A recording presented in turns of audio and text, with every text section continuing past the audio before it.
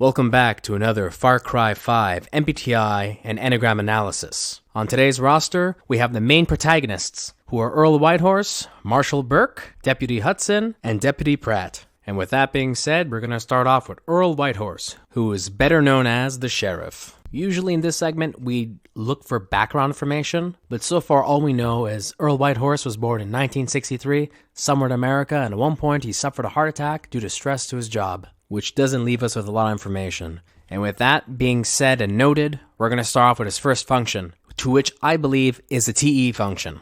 Earl Whitehorse is a man of action and efficiency. He doesn't like letting emotions get in the way of his decisions. And you can see this when he gets under stress. He often barks out orders to everyone around him. Regardless of the tone he's speaking in, he doesn't so much care about it. All he wants you to do is understand what his order is. Rogers, there's an arc welder somewhere inside. Footy was using it last. Get on it. You're with me. Let's start collecting scrap. You have to pull the doors off some of the cells. Do it! Now hop to! We ain't got much time! And you can see multiple examples of this within the game. Another indicator of his TE function is actually his lack of patience. He immediately expects answers. Anybody grab Burke? Grady, supposedly, but... Well, where the hell's Grady? When any situation occurs, so he could have the information he needs to make a logical decision. Don't trust the Bliss.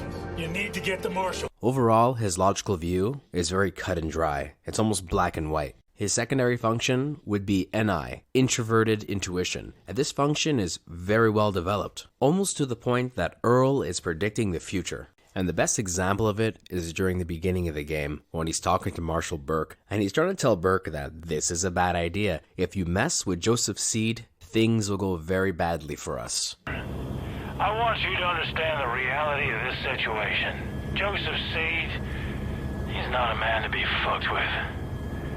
Sometimes it's best to leave well enough alone. And to double down on that thought, he even asks Nancy to call the National Guard if they're not out in 15 minutes. You don't hear from us in 15 minutes, send in everyone. Call the goddamn National Guard if you have to. Over? Yes, sir, Sheriff. Another indicator of his NI function is how he's a big picture person. He sees the empire Joseph Seed has carved, and he knows that it is dangerous. He'd rather lose the battle by walking away and not arresting Joseph Seed, so he could come back in the future and bring the National Guard with him so he could win the war. Sheriff, get back there! Shut up and listen! You put those cuffs on him, none of us get out of here alive. I will have you all arrested. So be it. This is the complete opposite of Burke, who would rather arrest Seed now and get it over with. Earl's tertiary function is SE, extroverted sensing. Surprisingly, this function is quite well developed. He seems to be very aware of his surroundings and everything around him. The good example of this is when you first get out of the helicopter in Joseph Seed's compound, and he watches the cultists and he recognizes that they're very uneasy by their presence. He mediates the situation and he controls it. And even when you finally get Joseph, he tries limiting any violence from occurring, which inevitably fails because the marshal becomes too aggressive. I am a federal marshal. I'm ordering you to stand back.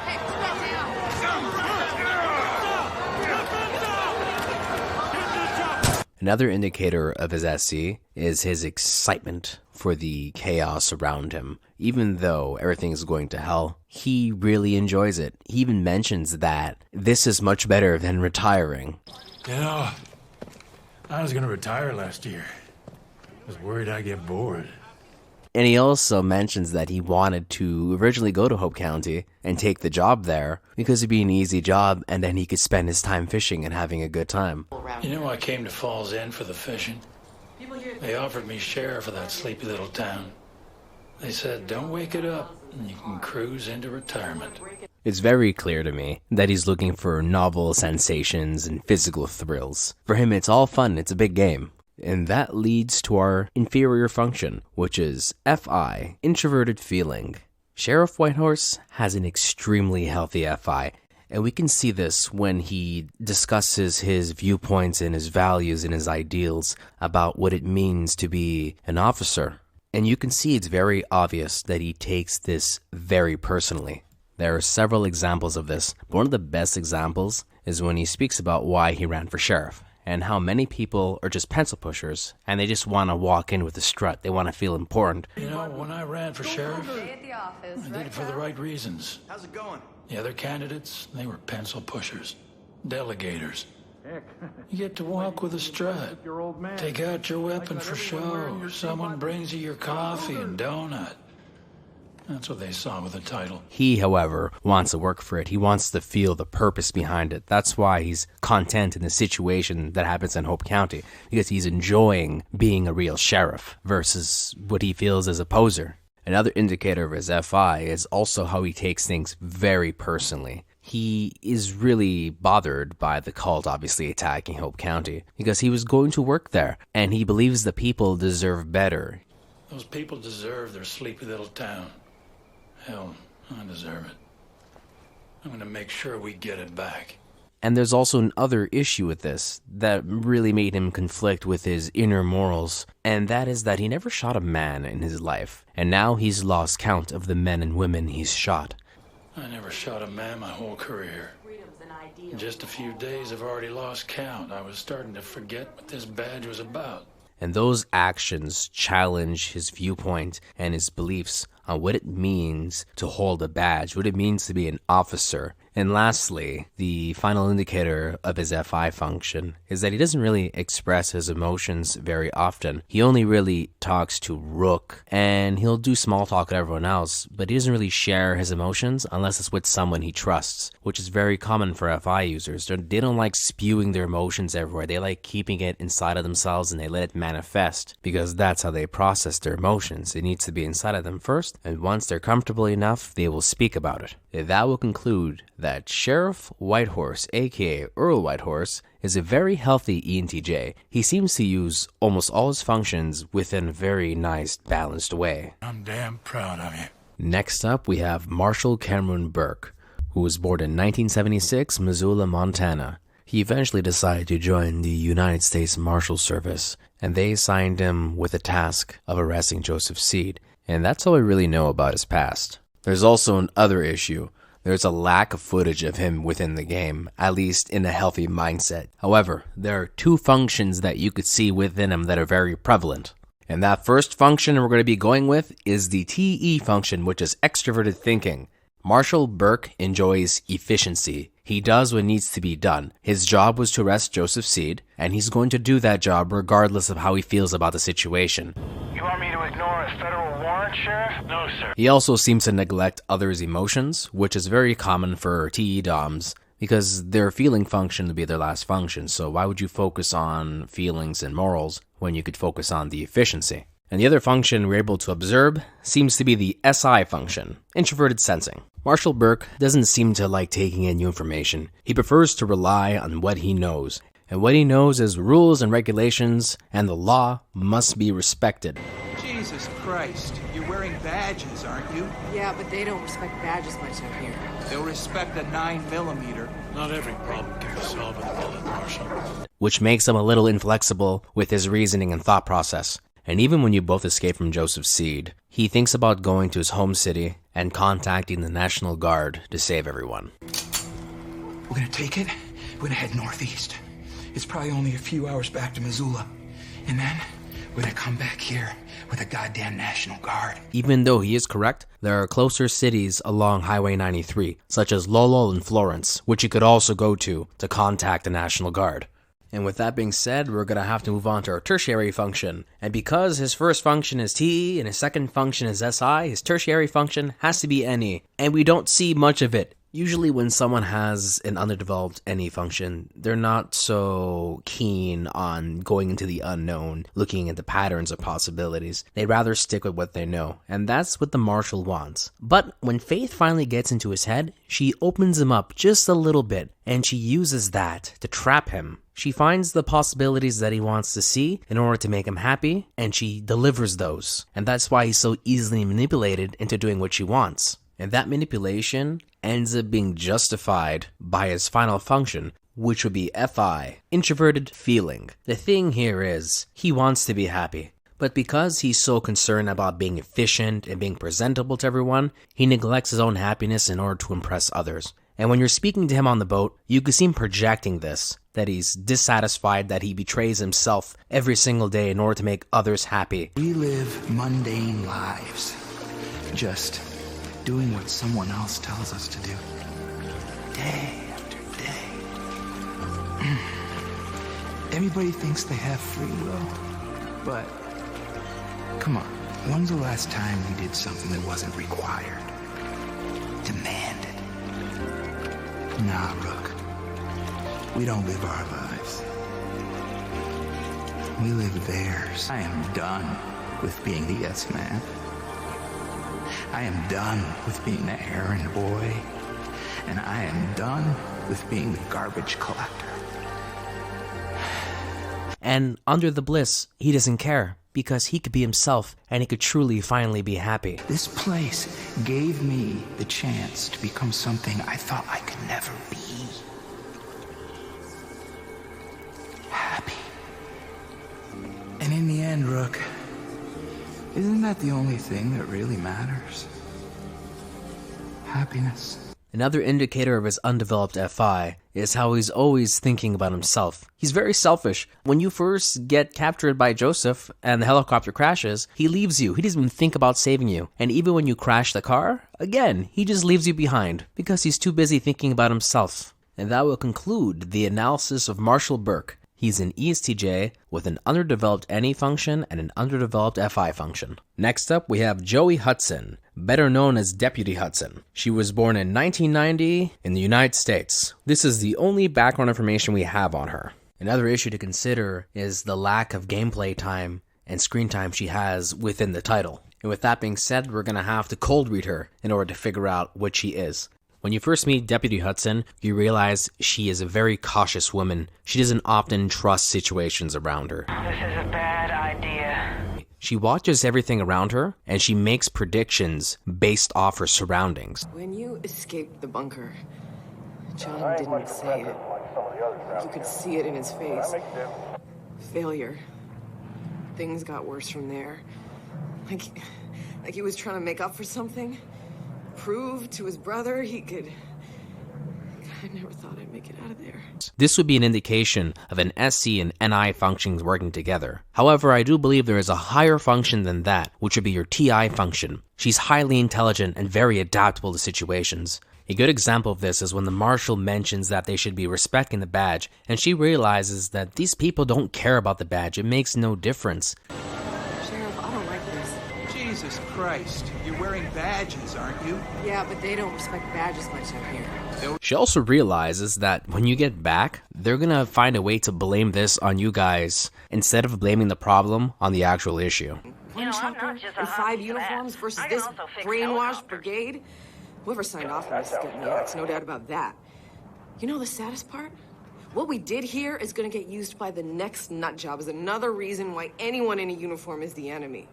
And when you use TI, it automatically means you're going to be using FE. And she does. She cares about the people around her. And a good example of this is when you finally rescue her from John's compound. She thinks about the prisoners that are trapped and she wants to save them. And at that point, she looks at you and says, "Help me or stay out of my way."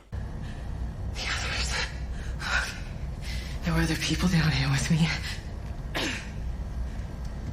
We are gonna get them out. And then we are gonna burn this whole fucking place down. Help me. Or stay out of my way. And that's really the only real time you see her get really emotional within a scene, other than when she's tortured by John, which could just be tears of pain. Hudson's as tough as they come, but that's not going to be enough to withstand John's torture. Overall, she's a very stoic, focused, and strong woman who's very cautious about her surroundings. She's very intelligent and likes to watch everyone before she makes an action. And with the current functions that she seems to be using the most, which would be TI, SE, NI, and FE, I would believe that she would be an ISTP. A very healthy one that does use her FE function very well, and also seems to have a nice grasp on her NI function. And last on our list to analyze is Stacy Pratt, or better known as Deputy Pratt. Sadly, this character has almost no information on him. All we know is he's born in 1992 in the United States, and we have a brief, maybe 2-3 minutes with him in the beginning of the game, but it seems first impressions count, because you can see Pratt doesn't really have much foresight. Instead, he seems to like going with what he knows. He knows Nancy, and he believes that Nancy would be a better replacement than the Rook on this mission. Maybe we should have brought Nancy along with us instead of the probie. Because he's never seen you do anything, so how could he know what your potential is? And his SI function is further reinforced by his indoctrination when he gets captured by another SI user, which is Jacob Seed. He puts in the idea that the strong survive and the weak must be culled. And once you rescue him, he just keeps preaching the same idea over and over again. Take my guns. I'm alive, but I'm You weak. sure as shit won't. Weak. You always been Need like to be this, strong. Riley. We are meat. We're all meat. There are no other possibilities. The only possibility is the one idea that it was instilled within his mind. His secondary function seems to be FE, which is extroverted feeling. Occasionally when the FE function ends up becoming too overdeveloped and too reliant on, due to either trauma or just unhealthy usage, the user ends up getting a pack mentality, where they don't so much think and feel for themselves, they feel and think for the group. And this is what happens to Pratt when he's under Jacob Seed's control. However, there are moments where he breaks through his indoctrination, and you could see him using that FE function. His goal is to help you so you can escape. He doesn't think about himself. I'm gonna get you out of here, okay? And we're gonna get out of here, okay? Only you. Only you. Hey, what about me? What about me? You aren't strong enough. You can't ever go back. You understand? You can't ever go back. Another indicator of his FE function is when he gets under stress, he explodes. He releases it. He doesn't keep it in and internalize it like an FI user would. Maybe I can!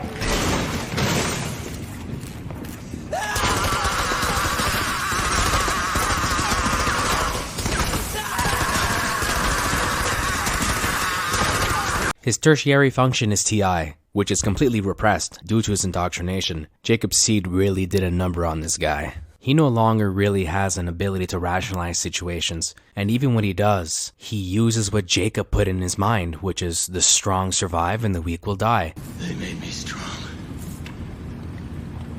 And now, they are weak. And the weak must be culled. And his final function is the NE function, which is external intuition. And this function also seems to be very neglected. However, there is one part in the game where he uses his NE function very well. And this is when he breaks you out of the jail cell. In order to do this, he had to study Jacob's patterns, and he needed to know when Jacob left the compound, or at least left him alone. Once he succeeded at that, he had to then figure out the truck route, to which he did successfully. It's almost time. I've studied the route for weeks. It's the only way out. You'll be safe. He also figured out that everyone is being indoctrinated, and that Rook was also being indoctrinated. Trials. See? He's got it all planned out. 1, 2, 3. 1, 2, 3. 1, 2, 3. 1, 2, 3. Then he's got you. It becomes second nature, routine. He gets in your head. However, as soon as the alarm went off, he no longer knew what to do. He wasn't able to think that fast and plan ahead. And that's when he resorted back to his SI and FE function, where he just decided he's just gonna push you and hope that you landed on the truck. And luckily you did. Sorry. He did this all in spite of knowing that he would be captured and tortured. This Judas will be offered no food. He will be offered no drink. He will rot here in this gate. And when he passes, his bones will be thrown to the wolves. That will conclude my analysis of Pratt. He's a very broken ISFJ. But it's not over yet. We still have our Enneagram analysis segment of this. But due to lack of information, the typings will be a lot faster than they usually are. And we'll start off with Earl Whitehorse, and I believe he's a 6-wing 7. He seems to be very aware about the hidden dangers and risks all around him, but not to the point where he's paranoid, because he's very healthy, so this makes him very self-reliant and grounded, and he gives confidence and courage to those around him. You can really see his 7-wing with the way he approaches things. As cautious as he is, he likes keeping an open mind so he can see other people's perspectives. He doesn't need to really act on them, he just wants to see them so he could use it for himself to innovate his ideas. He also tries remaining playful during serious times, through the usage of his humor. Next up we have Marshal Burke, and it's very clear that he uses Enneagram 3. He's a go-getter, he's very aware of his image. If he does everything he needs to be doing, he's going to make a great image, and that is going to get him a higher position within life. And this works in tangent with his TE function, which is all about the efficiency in getting things done. When he does that, he gets recognized, and that's what he really wants. He wants to be recognized for his hard work. And I believe his wing is too. He's more willing to bend over backwards for people, just so they could accept him as a person. And by them accepting him, he'll feel loved. And that's his biggest fear. His biggest fear is not getting attention from others because he feels worthless. And his second biggest fear is not feeling loved. And that's why he's going to put himself in these situations. So when Faith gives a solution to the problem and he takes it, he just accepts and gives up. And that would make him a 3-wing too. Next up, we have Deputy Hudson, and it's very clear that she's also an Enneagram 6 user. She's very aware of the hidden dangers and risks with certain things, and she's a lot more fearful than Earl Whitehorse. And that's due to her wing 5, which in turn makes her a lot more skeptical about people. And you can see this right away. Even without having much information on the cult, she's immediately suspicious of them, which in turn has her reacting the way she does in the beginning of the game, where she doesn't want to be there, and it's very clear. She's very vocal about her opinion. And that concludes that she's a 6-wing 5. And our final analysis will be of Deputy Pratt. And there's a huge issue here. The main issue is Deputy Pratt ends up becoming indoctrinated very fast in the beginning of the game, which means Enneagram type he was before being tortured is not going to be the same. He's been changed as a person. And sadly, the only type he really follows is 8. His biggest fear is lack of strength, so he's always going to try being as strong as possible. The only wing I could really consider in this case too is 9, because he's definitely not a wing 7. He doesn't look for new experiences. Instead, he prefers to be more laid back and more diplomatic within his approach, out of the fear that he won't belong. That will conclude Pratt's analysis. His was the fastest because he has the least information, and that would make him an 8-wing 9, very unhealthy due to fear and indoctrination. And that concludes the MBTI and Enneagram analysis for these characters. I'd like to thank you very much for your time. If you enjoyed what you see, feel free to subscribe. If you disagree with my MBTI and Enneagram analysis, then also feel free to comment. I want to hear what you have to say. Thank you very much. Have a nice day, evening, and night.